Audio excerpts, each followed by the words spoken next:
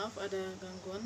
Jadi itu di bagian tasawuf. Kemudian kita masuk ke bagian yang keenam dari politik ya.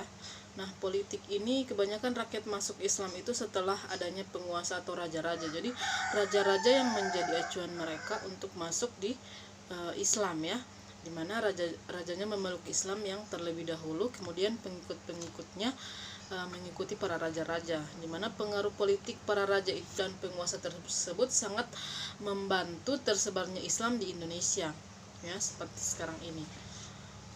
Oke, jadi kita mulai pada yang ketiga, teori masuknya Islam di Indonesia. Jadi beberapa macam teori, dimana ada 4 teori, dimana teori yang pertama teori Mekah, kemudian ada teori Persia, kemudian ada teori Guzarat, dan ada teori Cina.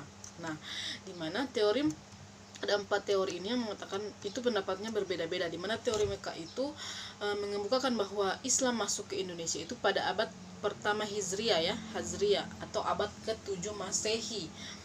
Nah, kemudian kalau berbeda dengan teori daripada teori Persia, dimana teori Persia ini berpendapat bahwa dimana Islam masuk di Indonesia itu pada abad yang ke-15, berbagai macam pendapat ya, dengan dibawahnya oleh orang-orang Persia dan sekarang sudah menjadi orang-orang Iran seperti itu. Kemudian di situ yang ketiga ada teori Gujarat. Di sini teori ini mengatakan bahwa Islam masuk di Indonesia itu pada abad yang ke-13 Masehi ya. Kemudian teori Cina. Nah, di sini yang keempat teori Cina, di mana yang memperlihatkan pengaruh Cina dalam penyebaran Islam di Indonesia itu biasa kita saksikan pada bukti-bukti arkeologis ya, di mana adanya masjid-masjid kuno yang dibangun oleh orang-orang Cina. Ya, pada masjid-masjid kuno ini dibangun pada sekitar abad yang ke-15 ya.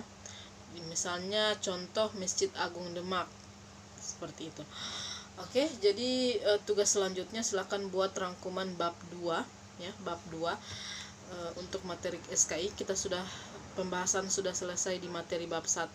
Tugas untuk segeranya adik-adik melengkapi tugas yang ada di bab 1 maupun rangkuman. Kemudian kita lanjut pada bab 2 ya.